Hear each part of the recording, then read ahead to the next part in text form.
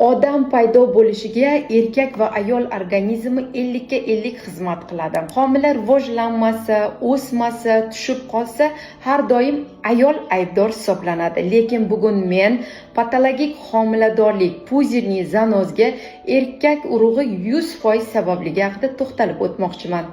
Sog'lom ayol tuxum hujayrasi 23 xromosoma nabori tutadi. Sog'lom erkak urug' hujayrasi 23 xromosoma nabori tutadi. Ular qo'shilgach sog'lom embrion paydo bo'ladi. Puzirniy zanozda sog'lom tuxum hujayraga kasal urug' hujayra to'g'ri keladi. Kasal urug'da 23 xromosoma nabori o'rniga xromosomalar soni ko'payib ketadi. 46 xromosoma nabori paydo bo'ladi. Bunday homiladorlik patologik homiladorlik hisoblanadi. Ayol o'zini homiladorman deb hisoblaydi, testda положительный chiqadi, HGC qonda положительный chiqadi, toksikozlar boshlanadi, ayol xursand homiladorman deb o'ylaydi. To'satdan qonli ajralma kelishi boshlaydi. Ayol o'ziga kelsa, homila o'rniga xoryon to'qimasi o'sgan bo'ladi. Buning bitta davosi bor.